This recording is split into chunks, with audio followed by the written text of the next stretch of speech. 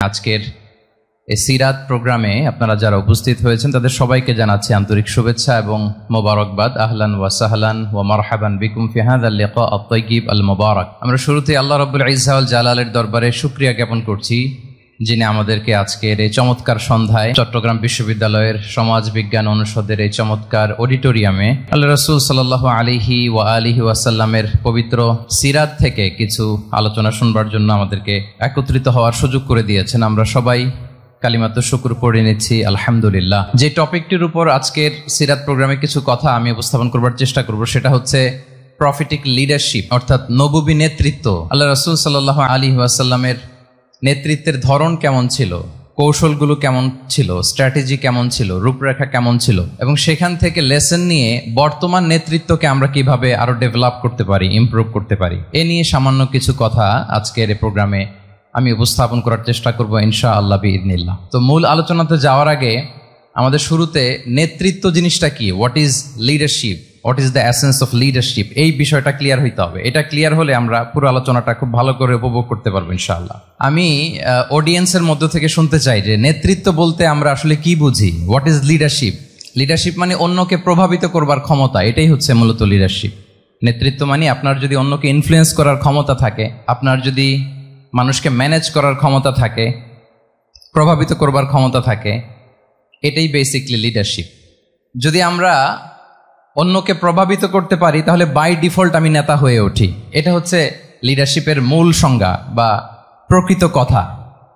Let's say class শেষে একজন তার বন্ধুদেরকে বলল চল খেলতে যাই, তো কেউ কেউ রাজি, আবার অনেকে রাজি না। সে কনভিন্স করা শুরু করলো, ফাইনালি সে সবাইকে কনভিন্স করে খেলতে নিয়ে গেল, এই যে লিডার হয়ে গেছে। ক্লিয়ার হয়েছে না ব্যাপারটা? তাহলে বেসিকলি অন্যকে প্রভাবিত করবার যে ক্ষমতা, এটাই হচ্ছে কি লিডারশিপ। যদি আমরা অন্যকে প্রভাবিত করতে পারি, ইনফ্লুয়েন্স করতে পারি। আমাদের সমাজে কিংবা রাষ্ট্রে আমরা যে সমস্যাগুলো দেখি এগুলো বেসিকলি পোর লিডারশিপের কারণে। Poor leadership, because of poor leadership. যদি যথাযোগ্য নেতৃত্ব আমরা তৈরি করতে পারতাম, যোগ্য নেতৃত্ব যদি আমরা হাজির করতে পারতাম, তাহলে এই সমস্যাগুলো থাকতো না। আমরা আল্লাহ রাসূল সাল্লাল্লাহু আলাইহি ওয়া আলিহি ওয়াসাল্লামের নেতৃত্বের গুণাবলীগুলো, যদি ওনার যে লিডারশিপ ট্রেডস, লিডারশিপ ফিচার্সগুলো আছে, এগুলো যদি আমরা খেয়াল করি তাহলে দেখব যে এগুলো দিয়ে তিনি পুরো একটা জাতি, একটা ভূখণ্ডের জীবনধারা পাল্টে দিয়েছিলেন। তাহলে নেতৃত্বের দিক থেকে অ্যাজ এ লিডার তিনি কতটা সফল, এটা খুব ক্লিয়ার আমাদের কাছে। আমরা এখন দেখার চেষ্টা করব যে রাসূল সাল্লাল্লাহু আলাইহি ওয়াসাল্লামের লিডারশিপটা আসলে কোন ধরনের লিডারশিপ ছিল, কোন ধরনের নেতৃত্ব ছিল, এবং সেখান থেকে বর্তমান সময়ে আমরা কি করে যুগোপযোগী নেতৃত্ব তৈরি করতে পারি। প্রথম যেটা বলতে হবে সেটা হচ্ছে আল্লাহ রাসূল সাল্লাল্লাহু আলাইহি ওয়া আলিহি ওয়াসাল্লামের নেতৃত্বটা ছিল সার্ভেন্ট লিডারশিপ। সার্ভেন্ট লিডারশিপ মানে হচ্ছে কাজের মধ্য দিয়ে নেতা হওয়া। বেসিক্যালি আপনি যখন মানুষের কাজে লাগবেন বা কাজে আসবেন তখনই আপনি নেতা। যদি আপনাকে সমাজে কোনো কাজে না লাগে, সমাজে যদি আপনি রেলেভেন্ট হতে না পারেন, কাউকে সাপোর্ট করতে না পারেন, গাইড করতে না পারেন, তাহলে তো নেতা হয়ে ওঠা আপনার পক্ষে সম্ভব হবে না। তাহলে যদি কাজে লাগা যায় মানুষের, আপনি যদি কাজে লাগেন, আপনি যদি মানুষের উপকারে আসেন, তাহলে by default you are a leader. If you are society oriented, if you are people oriented, if you are service oriented, by default you are a leader. আমরা যদি আল্লাহ রাসূল সাল্লাল্লাহু আলাইহি ওয়া আলিহি ওয়াসাল্লামের জীবনের দিকে একটু খেয়াল করি তাহলে দেখবো যে নবী হওয়ার আগেও কিন্তু আল্লাহ রাসূল সাল্লাল্লাহু আলাইহি ওয়াসাল্লামের এই ক্যারেক্টারিস্টিক্স গুলো ছিল, এই ফিচার গুলো ছিল। উনি মানুষের অনেক কাজে এসেছেন, তিনি মানুষকে সাপোর্ট করতেন, বিপদে তাদের পাশে দাঁড়াতেন, তাই না? তিনি তো অফিসিয়ালি 40 বছর বয়সে নবী হলেন, যদিও আল্লাহর এলেমে তিনি অনেক আগে থেকেই নবী। কিন্তু দুনিয়াতে আল্লাহ রাসূল সাল্লাল্লাহু আলাইহি ওয়াসাল্লাম যখন 40 বছর বয়সে উপনীত হলেন, তখনই তো হেরা গুহায় নাজিল হলো ইকরা বিসমি রাব্বিকাল্লাযী খালাক, read in the name of your lord who has created. এই যে 5টা আয়াত নাজিল হলো, উনি নিয়ে আসলেন, কাঁপতে লাগলেন। খাদিজা রাদিয়াল্লাহু তাআলা আনহার কাছে বললেন যে মনে হয় আমি মারা যাব, আমাকে কম্বল চাপা দাও, আমার ভয় লাগছে, আমি কাঁপছি। তখন খাদিজা রাদিয়াল্লাহু তাআলা আনহা ওনাকে আশ্বস্ত করলেন, ওয়াল্লাহি লা ইউখজিকাল্লাহু আবাদা, আপনি ভয় পাবেন না, আল্লাহ আপনাকে অপদস্থ করবেন না। ইন্নাকা লা তাসিলুর রাহিমা ওয়া তাসদুকুল হাদিসা, নিশ্চয় আপনি আত্মীয়তার সম্পর্ককে বজায় রাখেন, আপনি সবসময় সত্য কথা বলেন। ওয়া তাহমিলুল কাল্লা, আপনি মানুষের বোঝা বয়ে দেন। ওয়া তাকসিবুল মা'দুমা, যার উপার্জন করার কোনো সক্ষমতা নেই তার জন্য আপনি উপার্জন করেন, তাকে আপনি ফিনান্সিয়াল সাপোর্ট করেন। ওয়া তাকরিউদ দাইফা, আপনি মেহমানকে খাওয়ান। ওয়া তুঈনু আলা নাওয়াইবিল হক, সত্য যেখানে বিপন্ন সেখানে আপনি সত্যের বীর সেনানী হয়ে দাঁড়িয়ে যান। তো এই ফিচার যাদের মধ্যে থাকে এমন ব্যক্তিত্বকে আল্লাহ তাআলা কখনোই অপমান করতে পারেন না। আপনি চিন্তিত হবেন না, ডোন্ট ওয়ারি অ্যাবাউট ইট, কোনো ভয় নাই, কোনো চিন্তা নাই, আপনি আশ্বস্ত হন। তাহলে দেখেন, এই যে 6টা গুণের কথা খাদিজা রাদিয়াল্লাহু তাআলা আনহা বললেন, এগুলো কিন্তু রাসূল সাল্লাল্লাহু আলাইহি ওয়াসাল্লাম নবী হওয়ার আগের গুণ।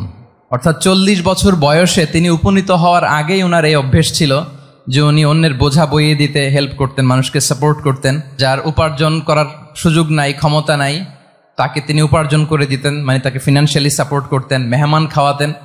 তার মানে নবী হওয়ার আগেই উনি জনকল্যাণমূলক কাজে নিজেকে সম্পৃক্ত রেখেছেন।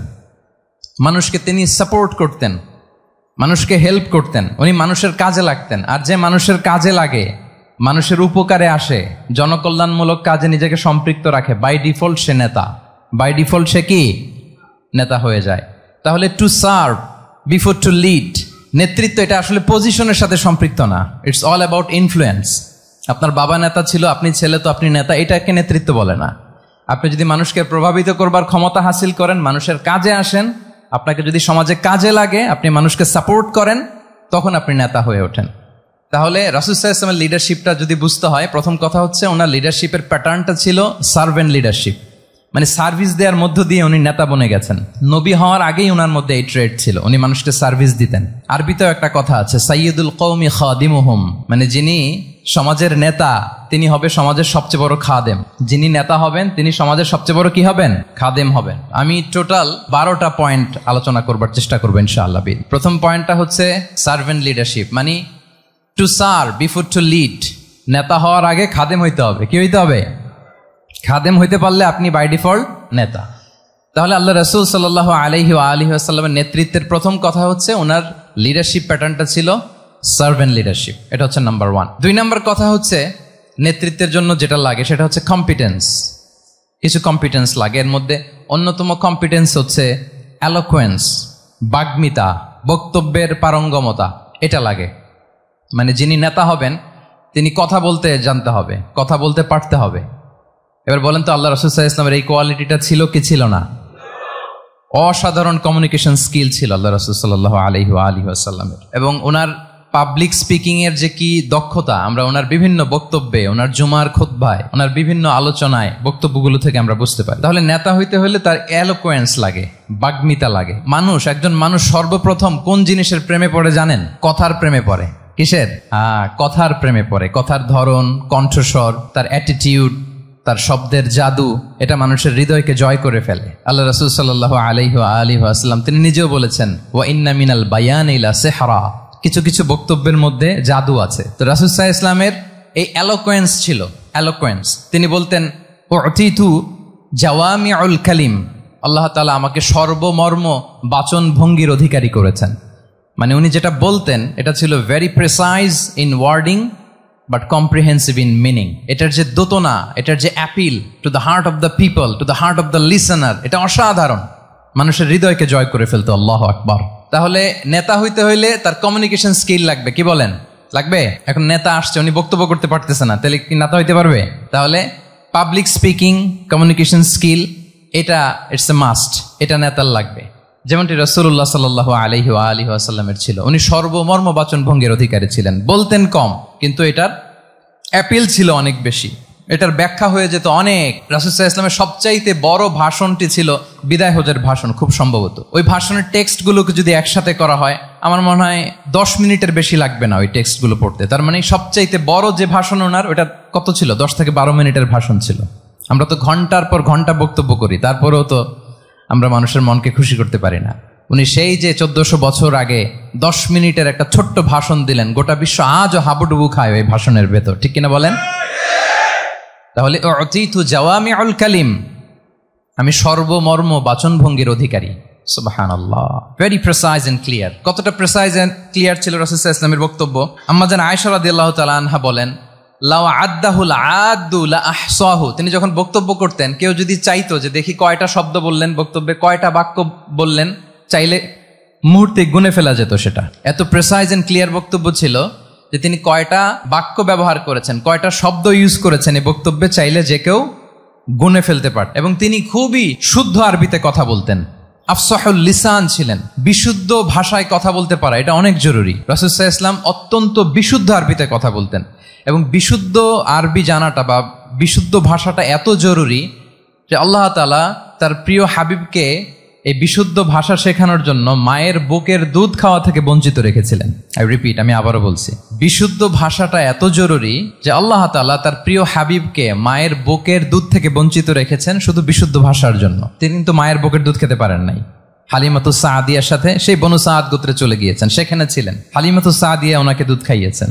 এরপরে যখন মরুভূমির চমৎকার পরিবেশে একেবারে বিশুদ্ধ আরবি তিনি শিখেছেন, আবার শিশু মুহাম্মদ সাল্লাল্লাহু আলাইহি ওয়াসাল্লামকে তিনি তার মায়ের কাছে ফিরিয়ে দিয়েছেন। তাহলে চিন্তা করে দেখেন যে বিশুদ্ধ ভাষার জন্য মায়ের বুকের দুধকে স্যাক্রিফাইস করা হয়েছে। আল্লাহু আকবার। তাহলে আম্মা জান আয়েশা রাদিয়াল্লাহু তাআলা আনহা বলতেন, লাউ আদ্দাহুল আদ্দু লা আহসাহু, চাইলে যে কেউ গুনতে পারতো যে তিনি প্রিয় নবীজি কয়টা বাক্য বললেন, কয়টা শব্দ, এত প্রিসাইজ এন্ড ক্লিয়ার ছিল। অন্য বর্ণনায় এসেছে কানা ইয়াতাকাল্লামু বিকালামিন বাইনাহু ফাসলুন, তিনি এমন ভাবে কথা বলতেন, কথার মাঝখানে মাঝখানে পজ দিতেন। কি দিতেন? পজ দিতেন, মানে একটু থামতেন যাতে করে শ্রোতারা বুঝতে পারে।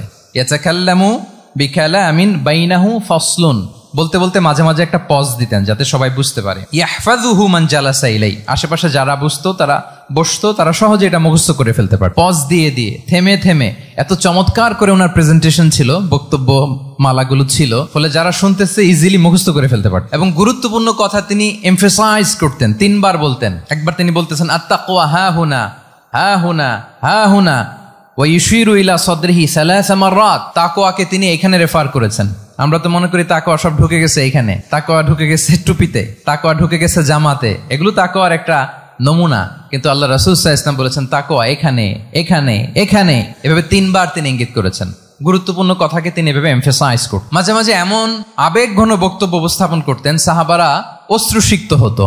ওয়াজিলাত মিনহাল কুলুব যারাফাত মিনহাল উয়ুন, সাহাবারা বলতেন যে আমরা অশ্রুসিক্ত হতাম, আমাদের হৃদয় বিগলিত হতো, এত চমৎকার মর্মস্পর্শী বক্তব্য তিনি করতেন। এটা প্রেক্ষাপটের আলোকে। আবার যুদ্ধের ময়দানে যখন কমান্ড করতেন তখন আলা সাউতু ওয়াশতাদ্দা গদাবু, তিনি রেগে যেতেন, উঁচু কণ্ঠে তিনি কথা বলতেন, মনে হচ্ছে একজন সেনাবাহিনীর কমান্ডার তার ব্যাটালিয়নকে কমান্ড করছেন। আল্লাহু আকবার। তাহলে বক্তব্যের যত দিক হতে পারে, স্লো মোশনে তেজস্বী বক্তব্য, খুব জ্বালাময়ী বক্তব্য, আবার মর্মস্পর্শী বক্তব্য, সব ধরনের বক্তব্য তিনি করতেন। সুবহানাল্লাহ। তাহলে এলোকোয়েন্স, 2 নাম্বার হচ্ছে এলোকোয়েন্স। কম্পিটেন্সের খুব গুরুত্বপূর্ণ একটা অংশ হচ্ছে এলোকোয়েন্স, বাগ্মিতা। এটা একজন নেতার থাকা চাই। কি বলেন? একজন নেতার এরকম বক্তব্য দিতে জানতে হবে না? আল্লাহ রাসূল সাল্লাল্লাহু আলাইহি ওয়া আলিহি ওয়াসাল্লাম তিনি ঠিক এইভাবে বক্তব্য করতেন। মাঝে মাঝে তিনি ইমোশনাল ইন্টেলিজেন্স ইউজ করতেন, মানে আবেগ অনুভূতিকে নাড়িয়ে দিয়ে শ্রোতাকে প্রভাবিত করে ফেলা। স্পিরিচুয়াল ইন্টেলিজেন্স বা ইমোশনাল ইন্টেলিজেন্স তিনি বক্তব্যের মধ্যে ব্যবহার করতেন। এমনভাবে তিনি নাসিহাত করতেন, এমনভাবে কথা বলতেন, মানুষের আবেগ অনুভূতিকে তিনি নাড়িয়ে দিতেন। আল্লাহু আকবার। ছোট্ট একটা উদাহরণ এখানে আমি হাজির করি। আপনারা হুনাইনের যুদ্ধের কথা নিশ্চয়ই শুনেছেন। কত হিজরিতে হয়েছিল? 8ম হিজরি। তার মানে মক্কা বিজয়ের ইমিডিয়েট পরেই, কয়েক সপ্তাহ পরেই তো হুনাইনের যুদ্ধ হয়েছিল। তো এই হুনাইনের যুদ্ধে অনেক ওয়ার বুটিজ মুসলমানদের করতলগত হয়েছিল, মানে অনেক গানিমাত, অনেক সম্পদ ওনারা যুদ্ধ শেষে যুদ্ধলব্ধ সম্পদ হিসেবে পেয়েছিলেন। 24,000 উট, প্রায় 40,000 ভেড়া, এত পরিমাণ গানিমত যখন রাসূল সাল্লাল্লাহু আলাইহি ওয়াসাল্লাম পেলেন, তিনি এগুলো বন্টন করতে শুরু করলেন। কিন্তু রাসূল সাল্লাল্লাহু আলাইহি ওয়াসাল্লাম তিনি বন্টন করতে যে আনসারী সাহাবীদেরকে, অর্থাৎ মদিনার যে সাহাবারা, তাদেরকে কিছুই দিলেন না, বরং তিনি মক্কার সাহাবাদেরকে দিলেন, অন্যান্য গোত্রের লোকদেরকে দিলেন, আশেপাশের সবাইকে দিলেন, কিন্তু দিলেন না কাদেরকে? আনসারী সাহাবীদেরকে। ফলে এত বিশাল ওয়ার বুটিজ, এর মধ্যে থেকে কিছুই আনসারীরা পেল না। ওনাদের মধ্যে ক্ষোভের জন্ম নিল। ক্ষোভ থেকে ওনারা সমালোচনা করতে আরম্ভ করলেন আল্লাহ রাসূল সাল্লাল্লাহু আলাইহি ওয়াসাল্লামের। এবং সমালোচনা করতে করতে এটা এমন পর্যায়ে চলে গেল, এক পর্যায়ে তারা বলতে আরম্ভ করলো যে আমরা ওনার জন্য জান দিলাম, জীবন দিলাম, আজকে উনি এত সম্পদ পেয়ে সব নিজ এলাকার লোকদের মাঝে বন্টন করে দিল, এটা কি ঠিক করলো উনি? আল্লাহর নবীকে ক্ষমা করুক। মানে কেমন যেন রাসূল একটা ভুল করে ফেলছেন, রাসূল সাল্লাল্লাহু আলাইহি ওয়াসাল্লাম ওনাদেরকে দিতে বাধ্য ছিলেন, এটা যেহেতু দেন নাই, আল্লাহ তার রাসূলকে ক্ষমা করুক, এরকম একটা কথা তারা বলে ফেললেন। এটা তো অনেক বড় কথা। আল্লাহ রাসূল সাল্লাল্লাহু আলাইহি ওয়া আলিহি ওয়াসাল্লাম যখন এই কথা শুনলেন, তখন তিনি আনসারী সাহাবীদেরকে জড়ো করে একটা গেট টুগেদার করে এমন ইমোশনালি ওনাদেরকে কাবু করলেন, ইমোশনাল ইন্টেলিজেন্স ইউজ করলেন। এখানে তারা এসেছিল ক্ষোভ নিয়ে, অসন্তোষ নিয়ে, পরে সবাই কান্না করে রাসূল সাল্লাল্লাহু আলাইহি ওয়াসাল্লামের কাছে ক্ষমা চেয়ে সেই মজলিস থেকে উঠতে বাধ্য হয়েছে। তিনি সবাইকে ডেকে বললেন, ইয়া মা'আশারাল আনসার আলাম আতিকুম দুল্লালান ফাহাদাকুমুল্লাহ ওয়া আলাতান ফাআগনাকুমুল্লাহ ওয়া আ'দাআন ফাআল্লাফাল্লাহু বাইনা কুলুবিকুম। চমৎকার চমৎকার এক্সপ্রেশন যে ওহে আনসাররা, আমি কি তোমাদেরকে পথভ্রষ্ট পাইনি, পথহারা পাইনি? আমার ওসিলায় তোমরা হেদায়েতের দেখা পেয়েছো। আমি কি তোমাদেরকে নিঃস্ব পাইনি? আমার ওসিলায় তোমরা সমৃদ্ধ হয়েছো, সম্পদশালী হয়েছো। আমি কি তোমাদেরকে যুদ্ধরত অবস্থায় পাইনি? আউস খাজরাজ তোমরা তো ফাইট করতেছিলে ইচ আদার। আমি যে তোমাদের মধ্যে সম্প্রীতি আর ভালোবাসার মেলবন্ধনে তোমাদেরকে একত্রিত করে দিলাম। আওয়াজাতুম ফি আনফুসিকুম ফি লুআআতিম মিনাদ দুনিয়া, আর দুনিয়ার সামান্য কিছু জিনিসের কারণে তোমরা মনে কষ্ট পাচ্ছ, যেটা দিয়ে আমি কিছু মুসলিমদের হৃদয়কে আকৃষ্ট করছিলাম। তা আল্লাফতু বিহা কওমান লিউসলিমু ওয়া ওয়াকালতুকুম ইলা ইসলামিকুম। আমি কিছু মুসলিমদেরকে এগুলো দিয়ে তাদের হৃদয়টাকে ইসলামের প্রতি আরো অ্যাট্রাক্টেড করতেছিলাম, আর তোমাদেরকে তোমাদের ইসলামের উপরই আমি ছেড়ে দিয়েছি। আমি জানি আমার আনসাররা তাদের হৃদয়ে যে ইসলাম আছে এটাই তাদের জন্য যথেষ্ট। আমা তারদাউনা আইয়াযহাবান নাসু বিশ-শাতি ওয়াল বাঈর وَتَرْجِعُونَ بِرَسُولِ اللَّهِ فِي رِحَالِكُمْ. Won't you be happy that people go back to their country with sheep and camel, and you go back to your country with Rasulullah? Allahu Akbar. তোমরা কি এতে খুশি হবে না? মানুষ উট আর ভেড়া নিয়ে তাদের এলাকায় ফিরবে, আর তোমরা আল্লাহর রাসূলকে নিয়ে তোমাদের এলাকায় ফিরবে। এরকম একটার পর একটা ইমোশনালি রাসূল সাল্লাল্লাহু আলাইহি ওয়াসাল্লাম যখন আনসার সাহাবীদেরকে কাবু করতে লাগলেন, ওনারা এমনভাবে কান্নার রোল জুড়ে দিল, এমনভাবে অনুতপ্ত হলো, কাঁদতে শুরু করলো। পরে এরা বলতে আরম্ভ করলো, আমি তো 2-1 বাক্য বললাম, লম্বা চূড়া মন মাতানো বক্তব্য, হৃদয় স্পর্শী বক্তব্য। তারা বললো, ইয়া রাসূলুল্লাহ, আমরা শুধু আপনাকে পেয়েই খুশি। রাসূল সাল্লাল্লাহু আলাইহি ওয়াসাল্লাম বলেন, গোটা বিশ্বের মানুষ যদি এই পথ ধরে আর আনসারীরা যদি এই পথ ধরে, আমি এই পথ ছেড়ে দিয়ে আনসারীদের পথে হাঁটবো। আল্লাহ তুমি আনসারদের ক্ষমা করো, তাদের সন্তানদের ক্ষমা করো, তাদের নাতিদেরকে ক্ষমা করো। এভাবে মর্মস্পর্শী বক্তব্য যখন ইমোশনাল ইন্টেলিজেন্স দিয়ে যখন রাসূল সাল্লাল্লাহু আলাইহি ওয়াসাল্লাম বললেন, সব আনসারী সাহাবারা কাঁদতে আরম্ভ করলেন। সবাই ফাবাকাল কওমু হাত্তা আখদালু লুহাহুম, তাদের প্রত্যেকের দাড়ি ভিজে গেল, এমন কান্না জুড়ে দিল। আল্লাহু আকবার। তাহলে এটা ছিল রাসূল সাল্লাল্লাহু আলাইহি ওয়াসাল্লামের বক্তব্যের মাধ্যমে শ্রোতাদের মাঝখানে প্রভাব সৃষ্টি করার ক্ষমতা। চিন্তা করতে পারেন, হৃদয় কেঁপে ওঠে না এই কথা শুনলে? Won't you be happy people go back to their home with sheep and camel and you take the messenger of Allah with you? মানুষ ছাগল ভেড়া নিয়ে ফিরতেছে, তোমরা তো আল্লাহর নবীকে নিয়ে ঘরে ফিরতেছো। আল্লাহু আকবার। তাহলে এই কম্পিটেন্সটা লাগে একজন নেতার, তিনি এরকম মর্মস্পর্শী বক্তব্য দিতে জানতে হবে। 3 নাম্বার হচ্ছে কম্পেশন, মানে সফট হার্টেড, দয়াদ্র হৃদয় হতে হবে। আপনি মানুষের দুঃখ যদি আপনাকে কাঁদায় তবেই আপনি নেতা। আমরা আল্লাহ রাসূল সাল্লাল্লাহু আলাইহি ওয়াসাল্লামের দিকে যদি তাকাই, ওনার তো একটা উপাধি হচ্ছে রাহমাতাল লিল আলামিন। আল্লাহ রাসূল সাল্লাল্লাহু আলাইহি ওয়াসাল্লামের উপাধি কি? ওমা আরসালনাকা ইল্লা রাহমাতাল লিল আলামিন। We have not sent you but as mercy for all the worlds. নবী হে, আপনাকে সবার জন্য আমি মার্সি করে পাঠিয়েছি, রাহমা করে পাঠিয়েছি। আপনি সবার জন্য রহমত, মানুষের জন্য, ম্যানকাইন্ড, জিনকাইন্ড, অ্যানিমালস, সবার জন্য আপনি রাহমা। রাসূল সাল্লাল্লাহু আলাইহি ওয়াসাল্লাম কতটা দয়াদ্র ছিল। আল্লাহ তাআলা অন্য আয়াতে বলছেন, ফাবিমা রাহমাতিম মিনাল্লাহি লিনতা লাহুম ওয়ালাউ কুনতা ফাযযান গালিযাল কলবি লানফাদ্দু মিন হাওলিক। নবী হে, লিনতা লাহুম, সবার জন্য আপনি সফট হার্টেড হয়েছেন আল্লাহর অনুগ্রহে। যদি আপনি সফট হার্টেড না হয়ে আপনি যদি কঠোর হৃদয়ের অধিকারী হতেন, তাহলে এখন লোকেরা যেমনি আপনাকে ঘিরে রাখে, আপনার চারিপাশে সবাই ঘিরে রাখতো না। আল্লাহু আকবার। সাহাবারা সব সময় রাসূল সাল্লাল্লাহু আলাইহি ওয়াসাল্লামের সঙ্গ পেতে চাইতো, অ্যাকম্পানি চাইতো, ঘিরে রাখ। এমনকি অনেক সাহাবী ঘরে ভালো না লাগলে রাসূল সাল্লাল্লাহু আলাইহি ওয়াসাল্লামের কাছে চলে আসতো। এমনকি অনেক সাহাবী বলতেন যে আমার পেটে ক্ষুধা লাগলেই আমি রাসূলের কাছে যেতাম, কারণ রাসূলের চেহারা দেখলে আমার পেটের ক্ষুধা উধাও হয়ে যেত। ফাবিমা রাহমাতিম মিনাল্লাহি লিনতা লাহুম। নবী হে, আল্লাহর অনুগ্রহে আপনি কোমলভাষী হয়েছেন। কোমল হৃদয়ের হওয়া, সফট হার্টেড হওয়া, দয়াদ্র চিত্তের হওয়া, এটা অন্যতম একটা লিডারশিপ ট্রেট। এত দয়াদ্র ছিলেন, আল্লাহ তাআলা বলছেন, ফালাআল্লাকা বাখিউন নাফসাকা আলা আসারিহিম ইল্লাম ইউমিনু বিহাযাল হাদীসি আসাফা। রাসূল সাল্লাল্লাহু আলাইহি ওয়াসাল্লাম বারবার মক্কার কুরাইশদের কাছে যেত, বারবার কাফিরদের কাছে যেত, যেন তারা ঈমান আনে, যেন তারা খারাপ রাস্তা ছেড়ে দিয়ে ভালো রাস্তায় আসে। বারবার চিন্তা করতো যে ইস, কেন তারা লা ইলাহা পড়ে না, কেন তারা সত্যের পথে ফিরে আসে না। হায় রে, একটুর জন্য তো তারা সামান্য আমার কথাটা শুনলেই তো বেঁচে যেত, ইস একটু আমার কথা মানলেই তো জাহান্নাম থেকে বেঁচে যেত। এরকম অস্থির হয়ে তাদের পেছনে ছুটতেন। আল্লাহ তাআলা বলেছেন, নবী হে, আপনি ওদের পেছনে ছুটতে ছুটতে আপনি তো নিজেকেই শেষ করে দিবেন। বাকিউন নাফসাক, আপনি তো নিজের দিকে খেয়াল করছেন না, নিজের শরীরের দিকে খেয়াল করছেন না, নিজের স্বাস্থ্যের দিকে, সময়ের দিকে। আপনি পাগল পাড়া হয়ে তাদেরকে বাঁচানোর জন্য ছুটছেন। তাহলে কতটা দয়াদ্র কোমল হৃদয়ের অধিকারী হলে যে কাফেররা রাসূল সাল্লাল্লাহু আলাইহি ওয়াসাল্লামকে ফিজিক্যালি মেন্টালি এমন কোনো টর্চার নেই, করে নাই, তাদের পিছনে পিছনে ছুটতেন তিনি। হায় রে, একটু যদি ইমানের রাস্তায় আনা যায়, কোনোভাবে যদি তাদেরকে বুঝিয়ে কনভিন্স করা যায়, তাহলে কম্প্যাশনেট, দয়ালু হওয়া, এটা নেতৃত্বের অন্যতম একটা গুণ। আপনার হৃদয়ে দয়া থাকতে হবে, মায়া থাকতে হবে সবার জন্য, কারণ নেতা তিনি তো সবার। লেটসে বাংলাদেশের যিনি প্রধানমন্ত্রী হবেন, আরো রেলেভেন্ট হয়ে যাচ্ছে এখন কথা, সামনে তো নির্বাচন আসতেছে, সো কেউ না কেউ তো প্রধানমন্ত্রী হবে। তো উনি যখন প্রধানমন্ত্রী হবে, ধরেন উনি কি শুধু ওনার দলের প্রধানমন্ত্রী হবেন? তাহলে উনি 18 কোটি মানুষের প্রধানমন্ত্রী হবেন, ঠিক কিনা বলেন? তাহলে সবার জন্য ওনার হৃদয়ে দয়া, ভালোবাসা, এটা থাকার দরকার আছে না নাই? তিনি সবার প্রতি কোমল হৃদয়ের হইতে হবে, দয়াদ্র হইতে হবে। প্রধানমন্ত্রী উনি শুধু নিজ দলের প্রধানমন্ত্রী নন, 18 কোটি মানুষের প্রধানমন্ত্রী। তাহলে সফট হার্টেড হইতে হবে। রাসূল সাল্লাল্লাহু আলাইহি ওয়াসাল্লামের মধ্যে এটা ছিল। সবসময় তিনি মাজলুমদের পাশে থাকতেন। আপনারা হিলফুল ফুজুলের কথা জানেন। ওনার বয়স যখন 35, ইয়ামানের এক ব্যবসায়ী আসছিল মক্কায় ব্যবসা করতে। পণ্য বিক্রির পরে আস ইবনে ওয়াইল নামে এক দুষ্ট জালেম, সে পণ্য নিয়ে বলে, আমরা এই এলাকার লোক, আমরা দাম দিব না, কি করতে পারো করো। এই লোক কান্না জুড়ে দিল। তার কান্না দেখে রাসূল সাল্লাল্লাহু আলাইহি ওয়াসাল্লামের হৃদয়ে দয়া হলো। তিনি ওনার চাচা জুবাইর ইবনে আব্দুল মুত্তালিব সহ ওনার মতো যারা ইয়াং স্টার আছে সবাইকে নিয়ে একটা সংঘ করলেন। এটাই তো হালাফুল ফুদুল, মূলত নাম হচ্ছে হালাফুল মুত্তাইয়িবিন।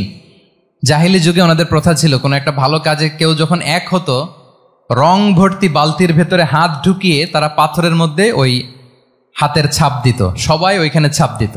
ফলে কাইন্ড অফ কভেনেন্ট, এটা একটা চুক্তির মতো, যে আমরা চুক্তিবদ্ধ হলাম, এগ্রিমেন্ট করলাম যে আমরা সবাই এক।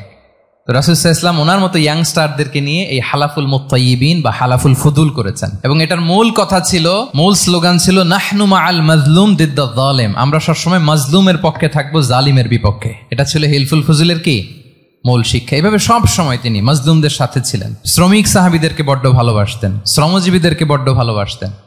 এমনকি বিদায় হজের মতো এরকম গুরুত্বপূর্ণ ভাষণও শ্রমজীবীদের কথা বাদ যায়নি, গরিবদের কথা বাদ যায়নি। আরিকাআকুম আতঈমুহুম মিম্মা তাআকুলুন ওয়ালবাসুহুম মিম্মা তালবাসুন। খবরদার, সেদিনও বলেছিলেন সেই বিদায় হজের ভাষণে, তোমরা তোমাদের শ্রমজীবী লোকদের কথা ভুলে যেও না, তোমাদের স্টাফদের কথা, তোমাদের দাস দাসীদের কথা। তোমরা যা খাবে সেখান থেকে তাদেরও খাওয়াবে, তোমরা যে পোশাক পরবে সেখান থেকে তাদেরও পোশাকের ব্যবস্থা করবে। আল্লাহু আকবার।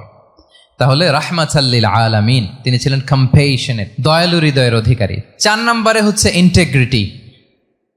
ইন্টিগ্রিটি মানে সততা, নৈতিকতা থাকতে হবে। এটা অন্যতম একটা লিডারশিপ ট্রেট। এটার বড় ক্রাইসিস এখন ইন্টিগ্রিটির। রাসূল সাল্লাল্লাহু আলাইহি ওয়াসাল্লামের লিডারশিপটা ছিল এথিক্যাল লিডারশিপ, কিন্তু এইটার অনেক বড় ক্রাইসিস আমাদের সমাজে, আমাদের নেতৃত্বের মাঝে। কি বলেন? নৈতিকতার ঘাটতি আছে না? নৈতিকতা বিবর্জিত নেতৃত্ব, এটা দিয়ে কিছুই হয় না। একটা জাতির ধ্বংসের জন্য নৈতিকতা বিবর্জিত নেতৃত্বই যথেষ্ট। এজন্য নৈতিকতা লাগবে, ইন্টিগ্রিটি, সততা। আমরা যদি আল্লাহ রাসূল সাল্লাল্লাহু আলাইহি ওয়াসাল্লামের নেতৃত্বের দিকে তাকাই, ওনার সততা, ওনার সত্যবাদিতা, ওনার আমানতদারিতা নিয়ে যদি আমরা একটু সিরাতের পরতে পরতে খেয়াল করি, এমনকি নবী হওয়ার আগে যদি খেয়াল করি, তাহলে দেখব যে মক্কার লোকেরা আল্লাহ রাসূল সাল্লাল্লাহু আলাইহি ওয়াসাল্লামকে আস-সাদিক, আল আমিন উপাধিতে ভূষিত করেছেন। সুবহানাল্লাহ, মানে সত্যবাদী, ট্রুথফুল এন্ড ট্রাস্টওয়ার্দি। স্বয়ং মক্কার লোকেরা, মক্কার মুশরিকরা রাসূল সাল্লাল্লাহু আলাইহি ওয়াসাল্লামকে উপাধি দিয়েছিলেন আল আমিন। কি উপাধি দিয়েছিলেন? আল আমিন। তার মানে কখনো মিথ্যা বলেননি, কখনো আমানতের খেয়ানত করেননি। যখন আয়াত নাজিল হলো, ওয়া আনজির আশিরাতাকাল আকরাবিন, হে নবী আপনি আপনার নিকট আত্মীয়দেরকে সতর্ক করুন জাহান্নামের আযাবের, তিনি সাফা পাহাড়ের চূড়ায় উঠে গেলেন, ডাকতে আরম্ভ করলেন, ও মক্কার লোকেরা, ও আমার আত্মীয়রা, আমি যদি বলি এই পাহাড়ের পেছনে একদল ঘোড় সাওয়ার সশস্ত্র ব্যাটালিয়ন তোমাদেরকে এখনই অ্যাটাক করবে, তোমরা কি বিশ্বাস করবে? আকুনতুম মুসাদ্দিকিয়া, আমার কথা বিশ্বাস করবে? মক্কাবাসী এক বাক্যে কি বলেছিল জানেন? তারা বলেছিল নাম, অবশ্যই বিশ্বাস করব। কেন বিশ্বাস করবে? বলে যে মা জাররাবনা আলাইকা ইল্লা সিদকা, we have never ever experienced a single lie from you in our life. আমরা জীবনে কোনোদিন তোমার মিথ্যা বলতে শুনি নাই। আল্লাহু আকবার। কি নিঃসংকোচ স্বীকৃতি এলাকার লোকদের। এইটা আমাদের সমাজে অনেক বড় ক্রাইসিস, আমানতদারিতা, ট্রাস্টওয়ার্থিনেস। সো এখান থেকে আমাদের শিখতে হবে, অনেক কিছু রিভাইজ করতে হবে আমাদেরকে। এই যে নতুন বাংলাদেশের চমৎকার সময় এসেছে, আর 54 বছরও হয়তো আমরা এই সুযোগ পাবো না। এজন্য আমাদেরকে শিখতে হবে রাসূল সাল্লাল্লাহু আলাইহি ওয়াসাল্লামের যে ইন্টিগ্রিটি, ওনার যে ট্রাস্টওয়ার্থিনেস, এই আমানতদারিতা থেকে আমাদেরকে শিখতে হবে। তাহলে নেতাকে আস্থার জায়গা তৈরি করে নিতে হয়। রাসূল সাল্লাল্লাহু আলাইহি ওয়াসাল্লাম এটা ধীরে ধীরে তৈরি করেছেন। আপনারা জানেন যে উনি নবুয়তের আগে পার্টনারশিপে বিজনেস করতেন খাদিজা রাদিয়াল্লাহু তাআলা আনহার সাথে। মানে খাদিজা রাদিয়াল্লাহু তাআলা আনহার ইনভেস্টমেন্ট আর উনি শ্রম দিতেন। তো উনি সিরিয়াতে গিয়েছেন পণ্য নিয়ে, মালামাল নিয়ে। ওনার ব্যবসা বাণিজ্যের ধরন কেমন এটা দেখবার জন্য খাদিজা রাদিয়াল্লাহু তাআলা আনহা ওনার এক বান্ধবীকে পাঠিয়েছিলেন ওই ক্যারাভ্যানে, ওই কাফেলায়। নাম ছিল মাইসারা। তো মাইসারাকে বলেছে, মাইসারা তুমি দেখবা যে টাকা পয়সা আবার উল্টাপাল্টা করে কিনা, ঠিকঠাক মতো ব্যবসা করে কিনা, আমার huge investment, on behalf of me তুমি এই ক্যারাভ্যানে থাকবে আর দেখবে যে মোহাম্মদ ঠিকঠাক বিজনেসটা করে কিনা। আল্লাহু আকবার। মাইসারা এই সফর শেষে এসে খাদিজা রাদিয়াল্লাহু তাআলা আনহার কাছে এমন পজিটিভ রিভিউ দিয়েছে, এই রিভিউ শুনেই খাদিজা রাদিয়াল্লাহু তাআলা আনহা বিষ্ণু ইসা ইসলামকে বিয়ে করার জন্য রাজি হয়ে গেছেন। আলহামদুলিল্লাহ। মাইসারা এসে রিভিউ দিতে লাগলো যে মোহাম্মদ সে সবার চেয়ে আলাদা সাল্লাল্লাহু আলাইহি ওয়াসাল্লাম। তার ওঠা বসা, তার চলন বলন, তার কথন, তার ডিলিংস, তার লেনদেন সব আলাদা, অসাধারণ তিনি। মাইসারার রিভিউ শুনে আল্লাহু আকবার, খাদিজা রাদিয়াল্লাহু তাআলা আনহা তিনি অবাক হয়ে গেলেন এবং তিনি বিয়ের প্রস্তাব পাঠালেন। রাসূল সাল্লাল্লাহু আলাইহি ওয়াসাল্লামের এই আমানতদারিতায় মুগ্ধ হয়ে কি করলেন? বিয়ের প্রস্তাব পাঠালেন। তাহলে কি পরিমাণে ট্রাস্টওয়ার্থিনেস ওনার ছিল। আরো মজার ব্যাপার হচ্ছে, মক্কার কুরাইশরা, মক্কার লোকেরা রাসূল সাল্লাল্লাহু আলাইহি ওয়াসাল্লামের কাছে এসে আমানতের সম্পদ গচ্ছিত রাখতো। আবু জাহেলের কাছে রাখতো না, উতবা, শাইবা, ওয়ালিদ ইবনে মুগিরা কারো কাছে রাখতো না। খেয়াল করে দেখেন, দল করে আবু জাহেলের, দল করে কার? কিন্তু আমানত রাখে কার বাসায়? কি অবাক করা কাণ্ড না? কর্মী হচ্ছে আবু জাহেলের, কিন্তু আমানতের সম্পদ রাখে কার কাছে? মুহাম্মদ সাল্লাল্লাহু আলাইহি ওয়াসাল্লামের বাসায়। রাসূল সাল্লাল্লাহু আলাইহি ওয়াসাল্লাম যেদিন হিজরত করবেন, উনি সাইয়েদনা আলী রাদিয়াল্লাহু তাআলা আনহুকে অ্যাসাইন করে গিয়েছেন যে আলী তুমি থাকো, তুমি কয়েকদিন পরে মদিনায় হিজরতে যাবা, আমার কাছে যত আমানতের সম্পদ আছে এগুলো তুমি আগে বিলি করে তারপরে যাবে। রাসূল সাল্লাল্লাহু আলাইহি ওয়াসাল্লাম আবু বকর রাদিয়াল্লাহু তাআলা আনহুকে নিয়ে চলে গেলেন। আলী রাদিয়াল্লাহু তাআলা আনহুর টানা 3 দিন লেগেছে যে ডেপোজিটগুলো রাসূল সাল্লাল্লাহু আলাইহি ওয়াসাল্লামের কাছে ছিল, আমানতের যে জিনিসগুলো ছিল এগুলো বন্টন করতে সাইয়েদনা আলী রাদিয়াল্লাহু তাআলা আনহু 3 দিন সময় নিয়েছেন। 3 দিন। এত পরিমাণ আমানতের সম্পদ রাসূল সাল্লাল্লাহু আলাইহি ওয়াসাল্লামের কাছে ছিল। আল্লাহু আকবার। তাহলে এই আমানতদারিতা, সততা, অনেস্টি, ট্রাস্টওয়ার্থিনেস এটা অনেক জরুরি নেতৃত্বের জন্য। নেতা হতে চাইলে তাকে আমানতদার হইতে হবে। যদি একজন ট্রু লিডার কেউ হতে চায়, তার মধ্যে আমানতদারিতা চাই। কি চাই? আমানতদার। তাহলে ইন্টিগ্রিটি। 5 নম্বরে হচ্ছে গুড ইন্টারাকশন উইথ ফলোয়ার্স। নেতার তার ফলোয়ারের সাথে কি লাগবে? ভালো ইন্টারাকশন লাগবে, সুন্দর একটা সম্পর্ক লাগবে, ভালো বোঝাপড়া চাই। একজন ভালো নেতৃত্বের বৈশিষ্ট্য হচ্ছে নেতা তার ফলোয়ারের সাথে কি করবে? ইন্টারেক্ট করবে। এখানেই বস আর লিডারের মধ্যে পার্থক্য। বস কি করে? অর্ডার করে শুধু। বসের কাজ হচ্ছে এই ডুজ অ্যান্ড ডোন্টস বলে দেয়, এইটা করা যাবে ওইটা করা যাবে, মানে অর্ডার করে, ডিরেক্ট করে। কিন্তু লিডার কি করে? গাইড করে, মেন্টরিং করে, ইন্সপায়ার করে, মোটিভেট করে। So here is the difference between leader and boss. তাহলে বসই হওয়া যাবে না। নেতা হইতে চাইলে বসই হওয়া যাবে না। You have to interact with your followers. আপনার ফলোয়ারের সাথে ইন্টারাকশন লাগবে, তবেই আপনি নেতা। আমরা দেখি রাসূল সাল্লাল্লাহু আলাইহি ওয়াসাল্লামের কেমন ইন্টারাকশন ছিল। রাসূল সাল্লাল্লাহু আলাইহি ওয়াসাল্লাম যে কোনো বড় ডিসিশনে সাহাবাদের সাথে কনসালটেশন করতেন, পরামর্শ করতেন, তারপরে সিদ্ধান্ত নিতেন। ওয়াশাবিরহুম ফিল আমর, এই আয়াতের ভিত্তিতে তিনি সবার সাথে কি করে নিতেন? সাহাবাদের সাথে পরামর্শ করে নিতেন। আপনারা দ্বিতীয় হিজরির যে বদরের যুদ্ধের কথা জানেন।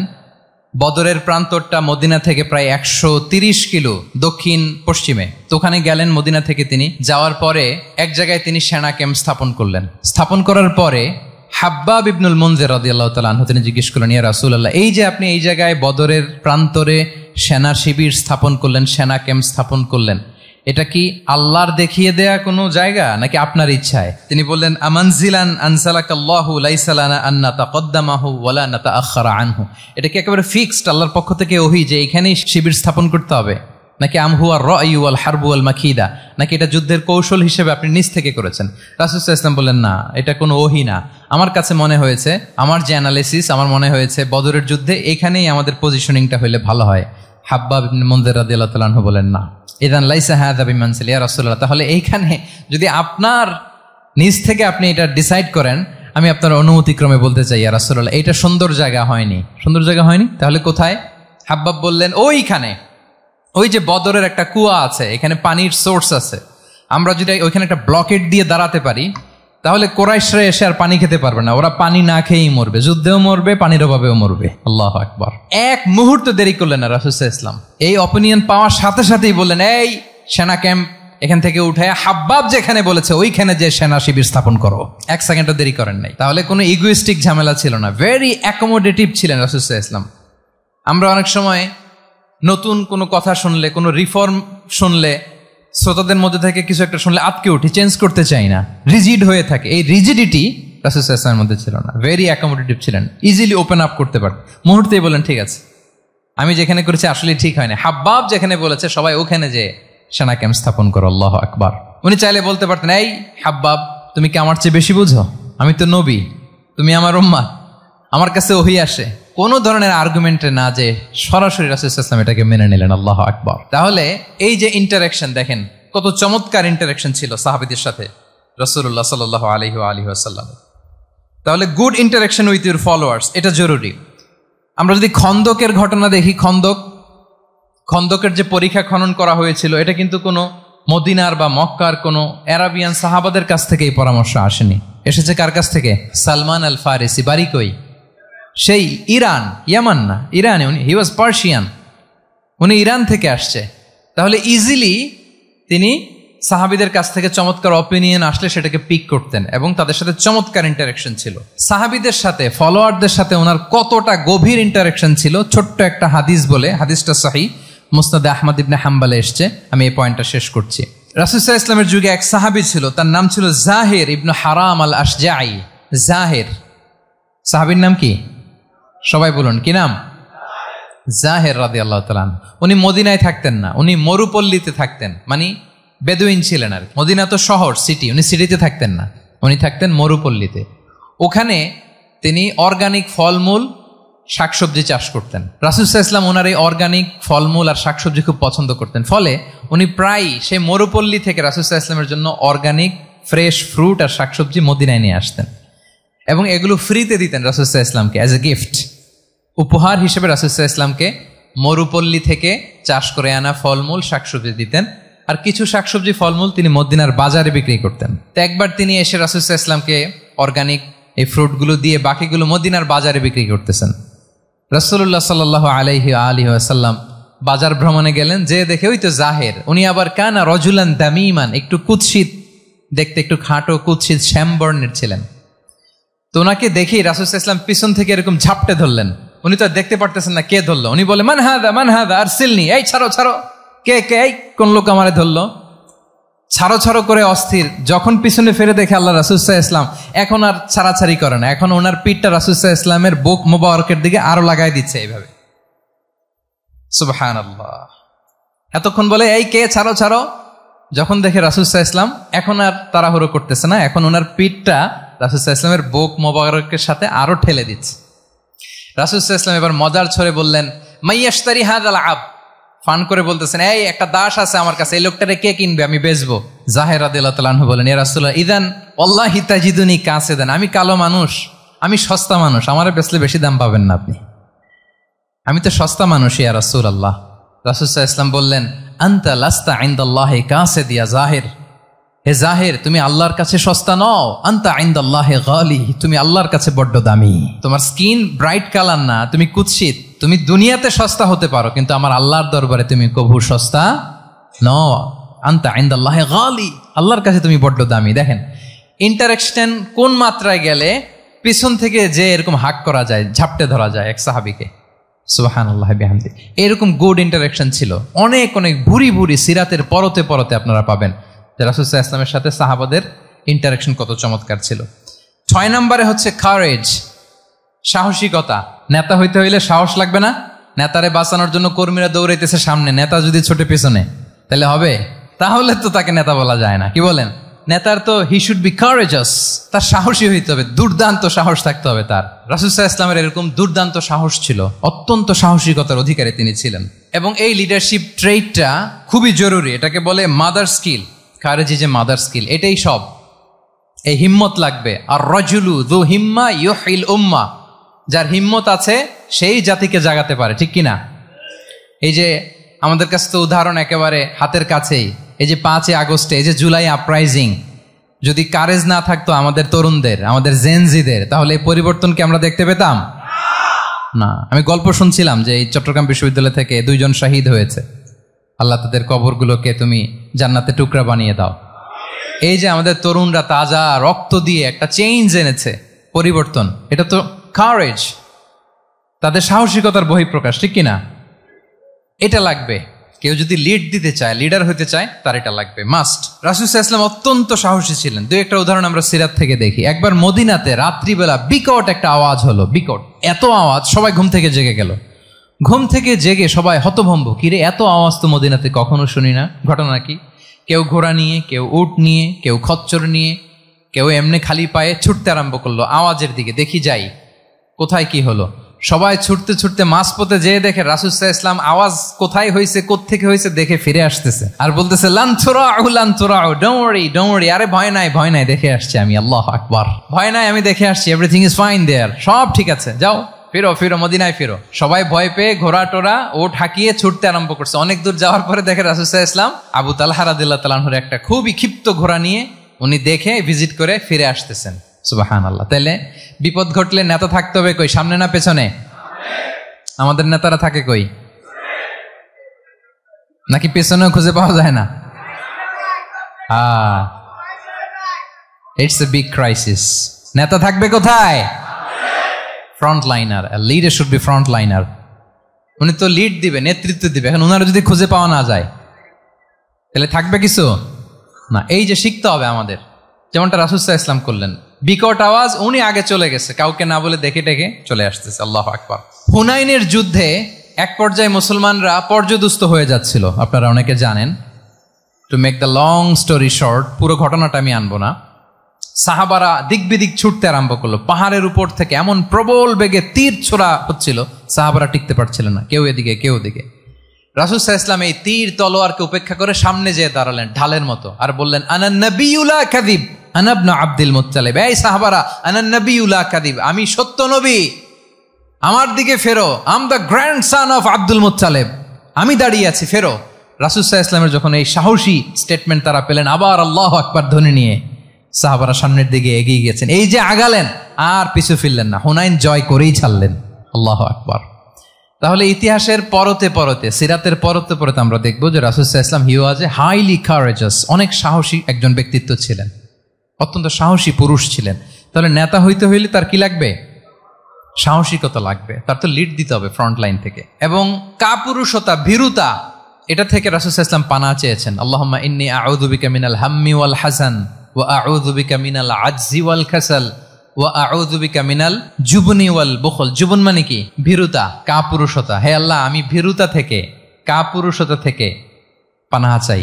আমরা যেন কাপুরুষ না হই, আমরা যেন ভীরু না হই, আমরা যেন সত্যের বীর সেনানী হয়ে আবু সাঈদের মতো এরকম 2 হাত প্রসারিত করে দাঁড়াতে পারি, ঠিক কিনা? এই যে courageous Abu Sayeed, he is the icon of courage of Bangladesh. কি বলেন? এই যে বুক টান টান করে যে হাত 2টা প্রসারিত করে দাঁড়ালো, আল্লাহু আকবার। গোটা বিশ্ব এখন তাকে আইকনিক ফিগার হিসেবে মেনে নিছে। কি বলেন? গোটা বিশ্ব তাকে চিনছে, তার জন্য দোয়া করছে।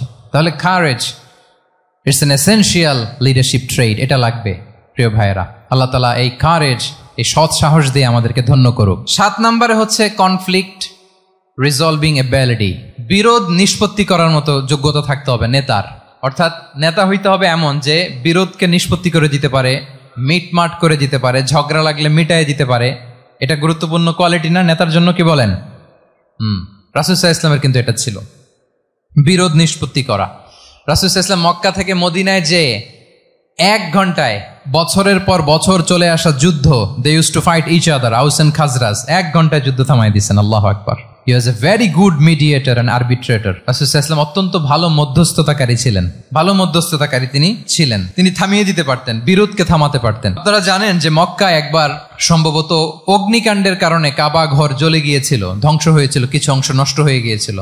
কাবাকে রিনোভেট করা হয়েছিল, ফলে কাবার একটা কর্নারে যে ব্ল্যাক স্টোন কর্নার, রুকনুল হাজারিল আসওয়াদ, হাজরে আসওয়াদ পাথরকে সরিয়ে রাখা হয়েছিল।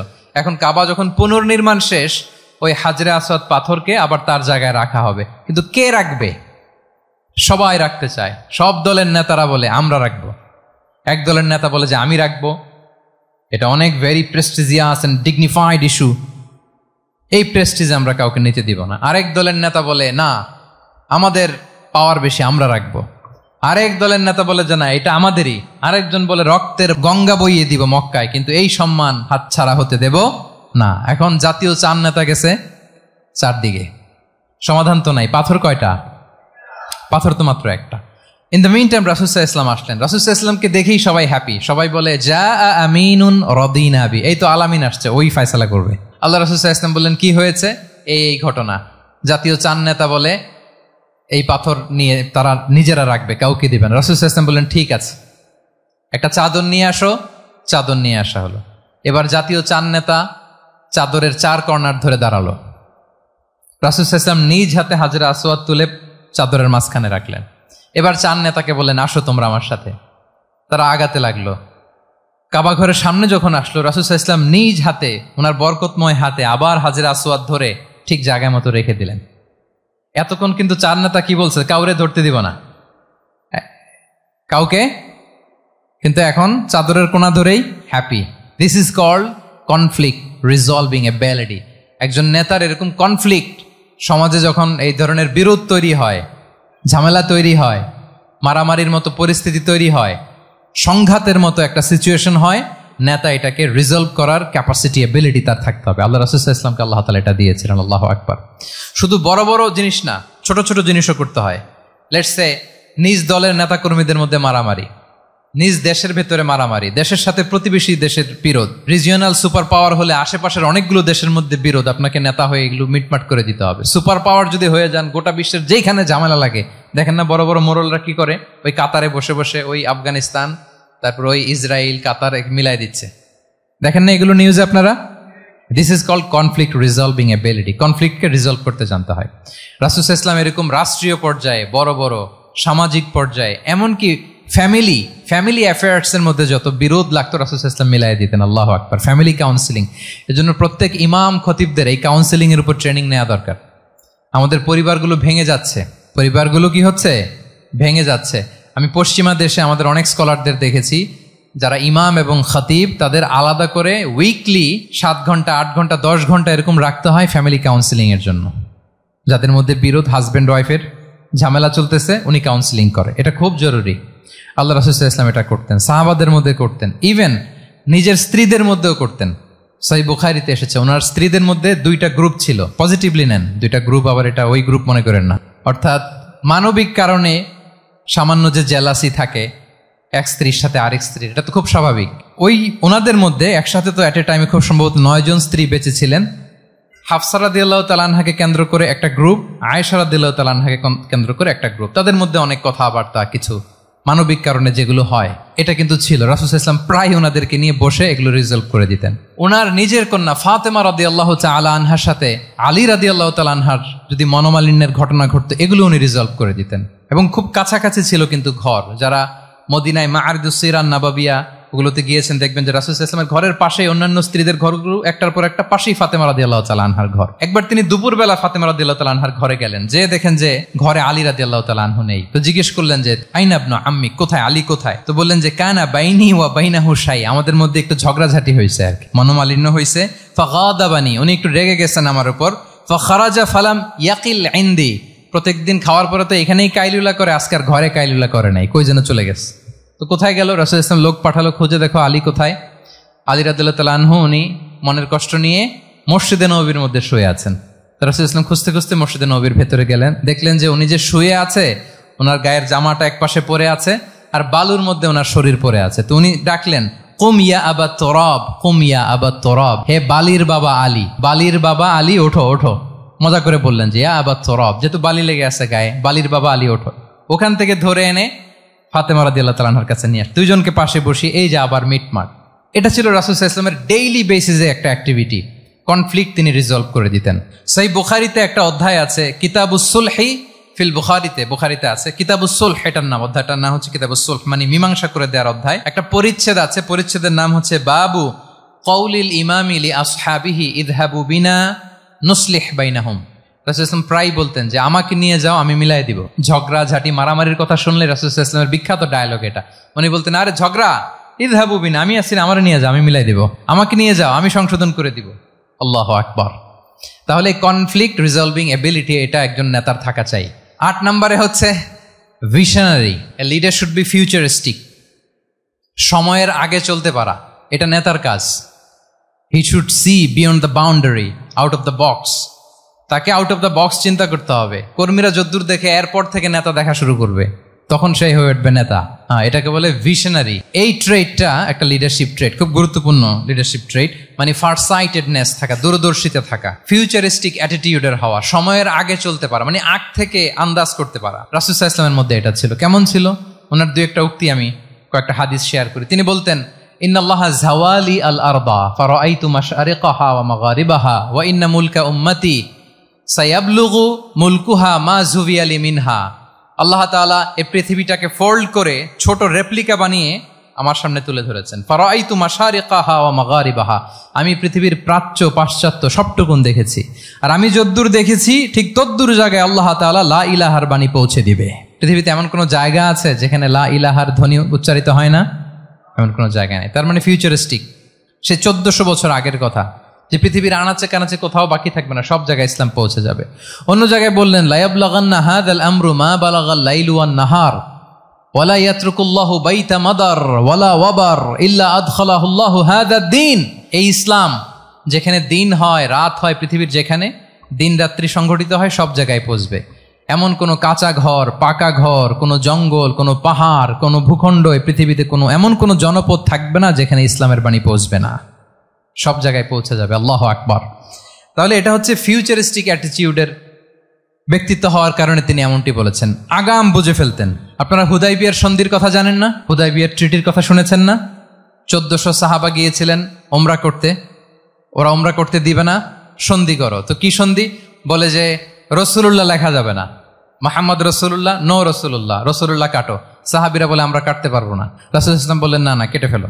কাটা হলো। এই বছর ওমরা করতে পারবো না, সাহাবারা বলে আমরা মানি না। রাসূল ইসলাম বললেন এটাও মেনে নাও। আগামী বছর আসবা ওমরা করতে, থাকতে পারবা মাত্র 3 দিন। কয়দিন? সাহাবিরা বলে অসম্ভব, এটা আমাদের ভূখণ্ড, আমরা যতদিন মনে চায় থাকবো। রাসূল ইসলাম বললেন না না, বাদশাহ না, মেনে নাও। মক্কা থেকে কোনো লোক মদিনায় গেলে আমাদেরকে মক্কায় ফেরত দিতে হবে, কিন্তু মদিনা থেকে কেউ মক্কায় আসলে আমরা ফেরত দেব না। দেখছেন ক্লজগুলো? দেখছেন একটার পর একটা, সবগুলো কাফিরদের পক্ষে যায়। কোনো সাহাবা রাজি হচ্ছেন না, কিন্তু আল্লাহ রাসূল সাল্লাল্লাহু আলাইহি ওয়াসাল্লাম কি বলেন? মেনে নাও, রাজি। কারণ সাহাবারা তো অতটুক দেখতে পারতেছে না। বলেন 3 তালা উপর থেকে, 3 তালা ভবন থেকে একজন মানুষ যদ্দূর দেখে, 30 তালা ভবনের উপর থেকে কি ওইরকমই দেখে? পানোরামিক ভিউ দেখে, সে অনেক বড় করে দেখে। আর 3 তালা উপর থেকেই সামান্য কিছু দেখে। রাসূল সাল্লাল্লাহু আলাইহি ওয়াসাল্লাম অনেক দূর দেখতে পাচ্ছিলেন। তিনি চিন্তা করলেন কিছু বছর যদি আমাদের মধ্যে দাঙ্গা হাঙ্গামা যুদ্ধ বন্ধ থাকে, আমরা গ্লোবালি ইসলামকে ছড়াই দিতে পারবো। শান্তভাবে মদিনাতে একটা স্ট্রং ইসলামিক কমিউনিটি আমরা তৈরি করতে পারবো। আল্লাহু আকবার। এবং তিনি দেখতে পাচ্ছিলেন ইন্না ফাতাহনা লাকা ফাতহাম মুবিনা। এই হুদাইবিয়ার এই চুক্তি, যেটা আদতে অ্যাপারেন্টলি মনে হচ্ছে সব আমাদের বিপক্ষে যায়, আসলে এইটাই আমাদেরকে ভূমি ধস জয় এনে দিবে। আল্লাহু আকবার। এবং সেটাই হয়েছে। 9 নাম্বার হচ্ছে রেজিলিয়েন্স। এটা একটা চমৎকার লিডারশিপ ট্রেট। রেজিলিয়েন্স মানে সংকট কাটিয়ে ঘুরে দাঁড়াবার সামর্থ্য, মানে যাকে কেউ থামাতে পারে না। আনস্টপেবল, আনস্টপেবল, কোনো কিছু তাকে থামাতে পারে না। লেগে থাকার মানসিকতা, টিকে থাকার মানসিকতা, সহজে হার না মানা, আবার ঘুরে দাঁড়ানো, এটার বলে রেজিলিয়েন্স। এই ক্যাপাসিটি, এই কোয়ালিটি রাসূল সাল্লাল্লাহু আলাইহি ওয়াসাল্লামের মধ্যে ছিল। হি ওয়াজ আনস্টপেবল, হ্যাভিং আনবিলিভেবল সাবর। কোনো কিছু রাসূল সাল্লাল্লাহু আলাইহি ওয়াসাল্লামকে থামাতে পারে নাই। পেরেছে? বলেন পেরেছে কেউ থামাতে? ছোটবেলা থেকে স্ট্রাগল করে, একটার পর একটা স্ট্রাগল ফেস করে বড় হয়েছেন। জন্মের আগেই তো ওনার পিতাকে আল্লাহ তাআলা উঠিয়ে নিলেন। তার মানে বাবাকে নিজ চোখে এই দুনিয়াতে আমাদের প্রিয় নবীজি দেখে যান নাই। আল্লাহ রাসূল সাল্লাল্লাহু আলাইহি ওয়াসাল্লাম ওনার বাবাকে পিতাকে দেখছেন? দেখেন নাই।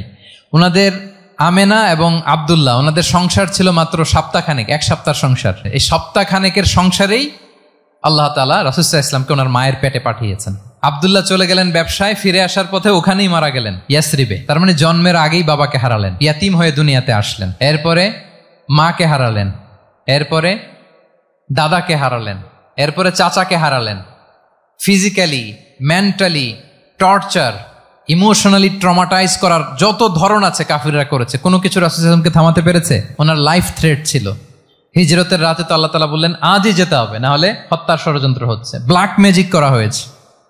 রাসূল সাল্লাল্লাহু আলাইহি ওয়াসাল্লাম খাসির মাংস, খাসির যে বাজুর মাংস, এটা পছন্দ করতেন। খাইবারে এক ইহুদি নারী এই খাসির মাংসের মধ্যে বিষ মিশিয়ে, পয়জন দিয়ে রাসূল সাল্লাল্লাহু আলাইহি ওয়াসাল্লামকে খাইয়েছিল হত্যার জন্য, একটার পর একটা। বলেন রাসূল সাল্লাল্লাহু আলাইহি ওয়াসাল্লামের মিশন থেকে এক চুল পরিমাণ ওনাকে পেছনে নেওয়া গিয়েছে? He was unstoppable. This is called resilience. একজন নেতার মধ্যে এই রেজিলিয়েন্ট মানসিকতা থাকতে হবে যে আমাকে কেউ থামাইতে পারবে না, আমরা আমাদের মঞ্জিলে মকসুদে যাবই, এই মেন্টালিটির হইতে হবে। এটা হচ্ছে একটা লিডারশিপ ট্রেট, রেজিলিয়েন্ট। 10 নম্বরে হচ্ছে স্ট্র্যাটেজিক লিডারশিপ। নেতার কৌশলী হতে হয়, তার যেই লক্ষ্য, মিশন, ভিশন, এটা সে সুকৌশলে আদায় করে নিবে। শুধু স্ট্র্যাটেজি নিয়ে, রাসূল সাল্লাল্লাহু আলাইহি ওয়াসাল্লামের স্ট্র্যাটেজি নিয়ে সুদীর্ঘ আলোচনা হতে পারে। আমি 2-1টা স্ট্র্যাটেজির কথা বলি, 2-1টা ওয়ার স্ট্র্যাটেজি। যুদ্ধের ময়দানে উনি কি স্ট্র্যাটেজি অবলম্বন করতেন দেখেন। উনি যুদ্ধের ডিস্ট্রাকশনকে, ক্যাজুয়ালিটি মিনিমাইজ করবার জন্য ওনার নির্দেশনা থাকতো, খবরদার কোনো নারীর গায়ে হাত তুলো না যুদ্ধের ময়দানে, শিশুর গায়ে হাত তুলো না, কোনো পাদ্রীর গায়ে হাত তুলো না, উপাসনারত যে সন্ন্যাসীরা আছে তাদের গায়ে হাত তুলো না, ওই এলাকার গবাদি পশুগুলোকে মেরো না, গাছপালা ধ্বংস করো না, যারা তোমাদের বিরুদ্ধে তলোয়ার ধরেনি তাদেরকে অ্যাটাক করো না। আল্লাহু আকবার, হোয়াট এ স্ট্র্যাটেজি! এবং যুদ্ধ চলাকালীন সময়ে সব সৈনিককে উনি এক জায়গায় মোতায়েন করতেন না, 5 ভাগে ভাগ করে নিতেন। ডান পাশে মাইমানা, বাম পাশে মাইসারা, সামনে হচ্ছে মুকাদ্দিমাতুল জাইশ, মাঝখানে কালব, পেছনে খালফ। এইভাবে 5টা ব্যাটালিয়নে ভাগ করে তারপরে তিনি যুদ্ধ পরিচালনা করতেন। What a war strategy! বদরের যুদ্ধে যখন পৌঁছলেন মদিনা থেকে 130 কিলোমিটার দূরে, দূরে আফসা দেখা যায়, মরিচিকার মধ্যে দেখা যায় ওই যে মুশরিকরা ওখানে আসছে, কিন্তু তারা কতজন এটা তো বোঝা যায় না। তো কিছু ছেলে এই মরুভূমিতে থাকে, ওদেরকে পানি সরবরাহ করে। এদেরকে রাসূল সাল্লাল্লাহু আলাইহি ওয়াসাল্লাম জিজ্ঞেস করলেন যে কুরাইশরা যে আসছে তারা সংখ্যায় কত? এটা না জানলে তো উনি ওনার ওয়ার স্ট্র্যাটেজি ঠিক করতে পারবেন না, যুদ্ধের কৌশল। তো এরা বলে নাহনু লা নাদরি, আমরা জানি না কত। এখন এটা কিভাবে তিনি বের করবেন? সংখ্যায় তারা কত এটা তো আমাকে ফাইন্ড আউট করতে হবে। রাসূল সাল্লাল্লাহু আলাইহি ওয়াসাল্লাম বলেন যে ওরা কি খায়? বলে যে প্রতিদিন ওট জবাই করে খায়। তো রাসূল সাল্লাল্লাহু আলাইহি ওয়াসাল্লাম বলেন যে প্রতিদিন কয়টা ওট লাগে? বলে যে ইয়াউমান তিসআন ও ইয়াউমান আশরান। 2 দিন হয়েছে আসছে, তো প্রথম দিন দেখলাম 9টা জবাই করছে, আজকে দেখছি 10টা জবাই করছে। রাসূল সাল্লাল্লাহু আলাইহি ওয়াসাল্লাম বললেন ইদান আল কওমু মা বাইনা আত-তিসআমিয়া ওয়াল আলফ, তাহলে ওরা 900 থেকে 1000-এর মধ্যে। সুবহানাল্লাহ। এবার বলেন বদরের যুদ্ধে কুরাইশদের সংখ্যা ছিল কত? আল্লাহু আকবার, হোয়াট এ ওয়ার স্ট্র্যাটেজি! নমুনা দেখে বুঝে ফেলছেন কতজন তারা। এইভাবে রাসূল সাল্লাল্লাহু আলাইহি ওয়াসাল্লাম ওনার স্ট্র্যাটেজি নির্ধারণ করতেন। লোকেশন শেয়ার করতেন না, সুবহানাল্লাহ। কোথায় যাবেন বলতেন না, চলো চলো বলে ছুটতেছেন। কোথায় যাবেন উনি জানেন। অ্যাটাক করবেন এইদিকে, ডান দিকে, অ্যাটাক করবেন কোন দিকে? কিন্তু মদিনা থেকে বের হতেন বাম দিক দিয়ে। অ্যাটাক করবেন উত্তরে, মদিনা থেকে বের হতেন কোন দিক দিয়ে? দক্ষিণ দিক দিয়ে। যে রাতে হিজরত করবেন মদিনা উত্তর দিকে, উনি দক্ষিণ দিকে চলে গেছেন গারে সাউরে 3 দিন থেকে আগে, ওরা যাতে বুঝতে না পারে। সুবহানাল্লাহ। এটা ছিল রাসূল সাল্লাল্লাহু আলাইহি ওয়াসাল্লামের ওয়ার স্ট্র্যাটেজি। এবং সবাই যেই পথে মক্কা থেকে মদিনা যায় উনি কিন্তু ওই পথে যাননি। ক্যারাভেনগুলো, কাফেলাগুলো যেই পথে মক্কা থেকে মদিনা ইউজুয়াল রুট যেটা, যাননি। সাওয়াহেলি পথে, সাগরের পাশ দিয়ে স্পেশাল একজন গাইড ভাড়া করে তিনি গিয়েছেন। আল্লাহু আকবার। This is called strategy. তাহলে স্ট্র্যাটেজিক লিডারশিপ লাগবে। একজন নেতার স্ট্র্যাটেজিক প্ল্যানিং ঠিক করা লাগবে, এটা তাকে সামনের দিকে আগাতে অনেক সহায়তা করবে। 11 নম্বর, প্র্যাকটিক্যাল উইজডম, অর্থাৎ প্রজ্ঞা থাকতে হবে। একজন নেতা যে ডিসিশনগুলো সে মেক করবে এটা প্রজ্ঞায় সুসজ্জিত হইতে হবে। আল্লাহ রাসূল সাল্লাল্লাহু আলাইহি ওয়া আলিহি ওয়াসাল্লামের যতগুলো সিদ্ধান্ত ছিল, কাজ ছিল, কোনোটাই প্রজ্ঞা থেকে খালি ছিল না, সবগুলো ছিল প্রজ্ঞায় সমৃদ্ধ। ভুরি ভুরি উদাহরণ হাজির করা যেতে পারে। আমি 2টা উদাহরণ দেই, মাক্কি জীবনের একটা উদাহরণ দিই। রাসূল সাল্লাল্লাহু আলাইহি ওয়াসাল্লাম মক্কাতে নবুয়তের 5ম বৎসরে যখন নও-মুসলিম সাহাবাদের উপর অত্যাচারের মাত্রা মারাত্মক বেড়ে গেল, রাসূল সাল্লাল্লাহু আলাইহি ওয়াসাল্লাম সাহাবাদেরকে হিজরতে পাঠালেন। বলেন তো কোথায় পাঠিয়েছিলেন? সবাই বলুন। আবিসিনিয়াতে। বর্তমান ইথিওপিয়া, ইরিত্রিয়া, ওই এরিয়াতে আবিসিনিয়াতে তিনি পাঠালেন। বললেন যে দেয়ার ওয়াজ এ জাস্ট কিং আসহামা নেগাস। বললেন যে ওখানে আবিসিনিয়াতে যাও, ওখানে আসহামা নামে নাজ্জাশী একজন বাদশাহ আছে, খুব ভালো। তাদেরকে পাঠালেন নবুয়তের ৫ম বছরে। যেতে লাগলো, এক এক সময় এক এক সাহাবি যায়, যে ওখানে বড় একটা বেস তৈরি হলো, মুসলিম কমিউনিটি তৈরি হলো। এরপর ১৩ বছর পরে মাক্কি জিন্দিগির ১৩ বছর শেষ করে নবুয়তের রাসূল ইসলাম কোথায় চলে গেলেন? মদিনায়। মদিনায় যে রাসূল ইসলাম একটা ইসলামী স্টেট তিনি প্রতিষ্ঠা করলেন। প্রথম হিজরি যায়, দ্বিতীয় হিজরি যায়, একটার পর একটা যুদ্ধ যায়, মুসলিম কমিউনিটি বাড়ে, কমপ্লিট ইসলামিক স্টেট হয়ে যায়। কিন্তু ওই আবিসিনিয়া থেকে ওই গ্রুপ আর ফিরে না। নবুয়তের ৫ম বছরে যে গ্রুপকে রাসূল ইসলাম জাফর ইবনে আবু তালেবের নেতৃত্বে আবিসিনিয়ায় পাঠিয়েছিলেন, তারা মদিনায় কোন হিজরিতে আসছে জানেন? এইটা যদি কেউ উত্তর দিতে পারে তাহলে বুঝবো he is very genius in সিরাত। নবম, সপ্তম, মাশাআল্লাহ। কয়জন বলছে? এটা জানতেন? কে কে হাত তোলেন? মাশাআল্লাহ, অনেক জিনিয়াস আছে তো এখানে। হ্যাঁ, লটস অফ জিনিয়াস, মাশাআল্লাহ, মাশাআল্লাহ, তাবারাকাল্লাহ। জি, ৭ম হিজরিতে এসেছিলেন জাফর ইবনে আবি তালেবের নেতৃত্বে। এখানে হিকমা, রাসূল ইসলামের উইজডমের ব্যাপারটা হচ্ছে, রাসূল ইসলাম আছেন মদিনাতে, একের পর এক কোরআনের আয়াত নাজিল হচ্ছে, আহকামগুলো সাহাবারা প্র্যাকটিস করতেছে, মসজিদে নববী হলো, ইসলামিক স্টেট হলো, বদরের যুদ্ধ হলো, উহুদ হলো, খন্দক হয়ে গেল, সব হয়ে যায়। কিন্তু ওনারা ফিরেন না কেন? ওনারা ফিরলেন সেই ৭ম হিজরিতে খায়বার বিজয়ের পরে। এবং যেদিন জাফর ইবনে আবি তালেব আবিসিনিয়া থেকে সবাইকে নিয়ে ফিরলেন, রাসূল ইসলাম এত খুশি হলেন, উনি বললেন বিআইয়িহিমা আনা লা আদরি বিআইয়িহিমা আনা আফরাহ বিফাতহি খাইবার আও বিকুদুমি জাফর। আজকে কোনটাতে আমি বেশি হ্যাপি আমি জানি না, আমার ভাই জাফরকে পেয়ে নাকি খাইবার বিজয়ের কারণ। আমি কনফিউশনে পড়ে গেছি যে এইটাতে বেশি খুশি হইলাম নাকি ওইটাতে। এর কারণ হচ্ছে রাসূল ইসলাম অপেক্ষা করতেছিলেন যে মদিনা এই স্টেটটাকে আগে ইন্টারনাল এবং এক্সটার্নাল যত থ্রেট হতে পারে সবগুলো থেকে আগে সেফ জোন বানাতে হবে। এমনও হতে পারে মদিনা হাতছাড়া হয়ে যেতে পারে। মদিনা যদি হাতছাড়া হয়, মদিনা থেকেও যদি আমার হিজরত করা লাগে, আমি কই যাব? ওইটারে সেকেন্ড বেস, প্ল্যান বি হিসেবে রেখে দিছিলেন যে জাফর তুমি আইসো না, তুমি থাকো, নতুন নতুন যা আয়াত আসবে আমি সাহাবি দিয়ে এই বিধানগুলো পাঠাবো, ওখানে প্র্যাকটিস করতে থাকো, ইউ উইল বি ফাইন দেয়ার, থাকো, আশা লাগবে না। থাকতে থাকতে ৭ম হিজরি পর্যন্ত, খন্দকের যুদ্ধের মাধ্যমে যখন কুরাইশদের ২০ দাঁত ভেঙে দেওয়া হলো, ৭ম হিজরিতে যখন খায়বার দুর্গ বিজয় হয়ে গেল, now Islam came as a regional super power. রাসূল ইসলাম বুঝলেন আর ইন্টারনাল থ্রেটও নাই, এক্সটার্নাল থ্রেটও নাই, এবার আর কোনো টেনশন নাই। জাফর ইবনে আবি তালেবকে চিঠি পাঠালেন, তিনি বিশাল বাহিনী নিয়ে মুসলিমদেরকে নিয়ে তিনি ব্যাক করলেন মদিনাতে। আল্লাহু আকবার। This is call wisdom, practical wisdom. রাসূল ইসলামের এইভাবে এমন কোনো সিদ্ধান্ত নাই যেটার পেছনে প্রজ্ঞা ছিল না, প্রত্যেকটা সিদ্ধান্ত ছিল প্রজ্ঞায় সুসজ্জিত। আমরা যদি মদিনার একটা উইজডমের কথা খেয়াল করি, খুব সংক্ষেপে বলি, মদিনাতে আল্লাহ রাসূল সাল্লাল্লাহু আলাইহি ওয়া আলিহি ওয়াসাল্লাম, মদিনার সোসাইটিতে মুনাফিক কারা বলেন তো? এটা কি রাসূল ইসলাম জানতেন না? জানতেন কিনা বলেন? এই জানাটা কি ধারণা বেজ, মানে মনে হয় ও মুনাফিক এরকম, নাকি গাইডেড বাই ওয়াহি, গাইডেড বাই রেভেলেশন? স্বয়ং আল্লাহ তাআলা জানিয়ে দিয়েছেন। এরপরও কোনোদিন রাসূল সাল্লাল্লাহু আলাইহি ওয়াসাল্লাম মানুষের সামনে কাউকে মুনাফিক বলে পরিচয় করিয়ে দেন নাই। মদিনার সোসাইটিতে কেউ জানতো না, বুঝতে পারতো আচরণ মুনাফিকের মতো, কিন্তু রাসূল ইসলাম কখনো বলেন নাই যে ও মুনাফিক। কখনো বলছেন? বলেন নাই। চিন্তা করছেন? আমরা তো কথায় কথায় ফেসবুকে মন মতো না হইলে কি লিখি? বেসড অন অ্যাজাম্পশন, আমার মন মতো হয় নাই, ও মুনাফিক। কিন্তু ওহী দ্বারা সুনিশ্চিত হয়েও রাসূল সাল্লাল্লাহু আলাইহি ওয়াসাল্লাম কাউকে মুনাফিক বলে অ্যাড্রেস করেন নাই। আল্লাহু আকবার। কেন করেন নাই? মুসলিম সাহাবারা চটে যাবে, মুনাফিকদেরকে হত্যা করবে, তখন মুশরিকরা, কোরাইশরা, ইহুদিরা কি বলবে? যে মুহাম্মদের অনুসারীরা একে অন্যকে হত্যা করে। কারণ মুনাফিকরা তো অন্য সাহাবীদের মতো তারাও মসজিদে নববীতে এসে রাসূল সাল্লাল্লাহু আলাইহি ওয়াসাল্লামের পেছনে নামাজ পড়তো। অ্যাপারেন্টলি দেখতে তো তারাও মুমিন, দেখতে তারাও কি মুমিন। কখনো রাসূল সাল্লাল্লাহু আলাইহি ওয়াসাল্লাম বলেন না। তবে হুযায়ফা ইবনুল ইয়ামান রাদিয়াল্লাহু তাআলা আনহু নামে একজন সাহাবী, উনি মদিনার গোয়েন্দা বিভাগের প্রধান ছিলেন রাসূল সাল্লাল্লাহু আলাইহি ওয়াসাল্লামের। উনাকে বলে গিয়েছিলেন কারা কারা মুনাফিক, নামের লিস্টটা অ্যাজ এ রেফারেন্স শুধু ওনাকে বলেছিলেন, আর কাউকে বলেন নাই। এজন্য ওমরে ফারুক রাদিয়াল্লাহু তাআলা আনহু যখন মদিনার খলিফা, তখন তিনি কেউ মারা গেলে ওনাকে যখন জানাজার ইমামতির জন্য বলা হতো, উনি দেখতেন যে ওই জানাজায় হুযায়ফা গিয়েছে কিনা। যদি হুযায়ফা ইবনুল ইয়ামান ওখানে যেতেন, উনি ওই নামাজের ইমামতি করতেন। আর যদি দেখতেন ওইখানে হুযায়ফা নাই, ওইখানে ওমরও নাই রাদিয়াল্লাহু তাআলা আনহু, আল্লাহু আকবার, তিনি কৌশলে পাশ কাটিয়ে বলতেন অন্য কেউ এই নামাজের ইমামতি করে দাও, আমি যাব না। আল্লাহু আকবার। তাহলে রাসূল সাল্লাল্লাহু আলাইহি ওয়াসাল্লামের উইজডম দেখেন, তিনি কমিউনিটির মধ্যে ইউনিটি ধরে রাখার জন্য কখনো মুনাফিকদের নাম বাই নেম তাদেরকে চিনতেন, কখনো ডিসক্লোজ করেন নাই। আল্লাহু আকবার, দিস ইজ কল্ড উইজডম। 12 নম্বর হচ্ছে লাস্ট পয়েন্ট হচ্ছে succession management. A good leader produces a good leader, a true leader produces a true leader. একজন ভালো নেতা সে ভালো নেতা তৈরি করে, কি বলেন?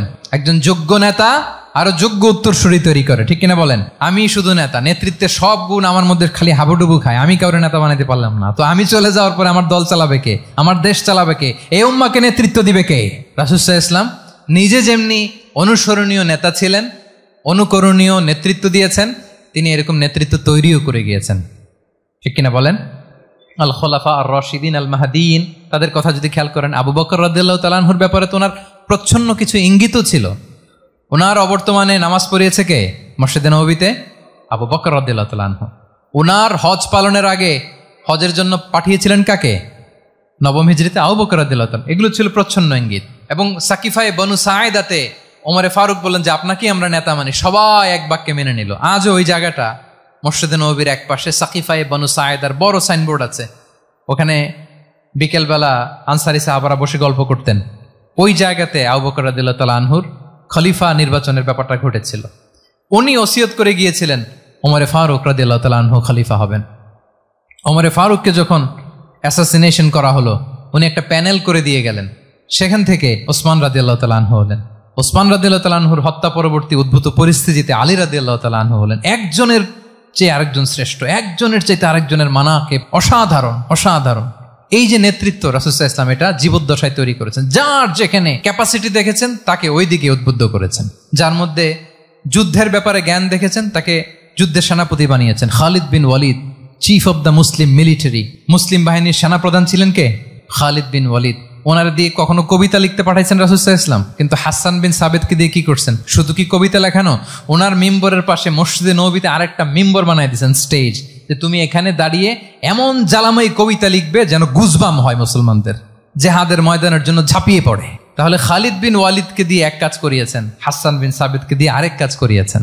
মুআয ইবনে জাবাল রাদিয়াল্লাহু তাআলা আনহু প্রশাসনিক কার্যক্রম ভালো বুঝতেন। মদিনা রাষ্ট্রের সবচাইতে বড় সিনিয়র আমলা ছিলেন মুআয ইবনে জাবাল, ইয়ামানের গভর্নর করে পাঠিয়েছেন। ওনার এটাতে যোগ্যতা ছিল। যার যেখানে তিনি প্রতিভা দেখেছেন ইসলামের কল্যাণে, রাসূল সাল্লাল্লাহু আলাইহি ওয়াসাল্লাম ওই প্রতিভাগুলোকে কাজে লাগিয়েছেন। এইভাবে ওনার সাকসেশন ম্যানেজমেন্ট উনি গড়ে তুলেছেন। ফলে ওনার পরবর্তীতে বছরের পর বছর ইসলামী নেতৃত্বের হাল ধরতে মুসলিম উম্মার বেগ পেতে হয় নাই, ঠিক কিনা বলেন? তাহলে good leader, true leader produces a good leader. একজন সফল নেতা সে এরকম আরো অনেক সফল নেতৃত্ব তৈরি করে যায়, তাহলেই তার নেতৃত্ব সামনের দিকে আগাতে থাকে। 12টা জিজ্ঞেস করলে বলা যাবে? হ্যাঁ, নোট করে রাখছেন বোধহয় না? খুব খুশি হয়েছে আমি, মাশাআল্লাহ। শ্রোতা যদি ভালো হয়, শ্রোতা যদি দেখি যে না আমার সাথে সাথে মাথা নাড়ায়, রেসপন্স করে, উত্তর দেয়, তখন কথা বলতেও ভালো লাগে। মানে এত গরমের মধ্যে, এত কষ্টে, অল আর সোয়েটিং, বাট এত মনোযোগের সাথে আপনারা শুনেছেন। আল্লাহ তাআলা আপনাদেরকে কবুল করুক। যুগোপযোগী নেতৃত্ব তৈরি করবার জন্য রাসূল সাল্লাল্লাহু আলাইহি ওয়াসাল্লামের এই যে leadership trait, leadership features, leadership quality, ওনার যে নেতৃত্বের ধরন আমরা জানলাম, এগুলো থেকে আমাদের অনেক শেখার আছে, অনেক নেয়ার আছে। আমরা চাইবো আমাদের আগামী নেতৃত্ব আল্লাহ রাসূল সাল্লাল্লাহু আলাইহি ওয়াসাল্লামের এই লিডারশিপ ট্রেড থেকে উপকৃত হবে।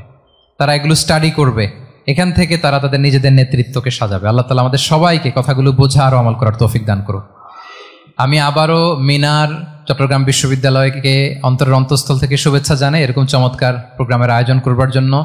ইউনিভার্সিটি অথরিটিকে আমি শুভেচ্ছা জানাই এবং আমার মাথার তাজ সম্মানিত শিক্ষক মণ্ডলীকে শুভেচ্ছা জানাই এবং প্রিয় শিক্ষার্থী বন্ধুদেরকে আবারও প্রাণঢাল অভিনন্দন জানিয়ে রাসূল সাল্লাল্লাহু আলাইহি ওয়াসাল্লামের নেতৃত্বের উপর প্রফিটিক লিডারশিপ টপিকে এই আলোচনা আমি এখানেই শেষ করছি। হাদা মা ইনদি ওয়াল ইলমু ইনদাল্লাহি আলাইহি তাওয়াক্কালতু ওয়া ইলাইহি উনীব। ওয়াসসালামু আলাইকুম ওয়া রাহমাতুল্লাহি ওয়া বারাকাতুহু।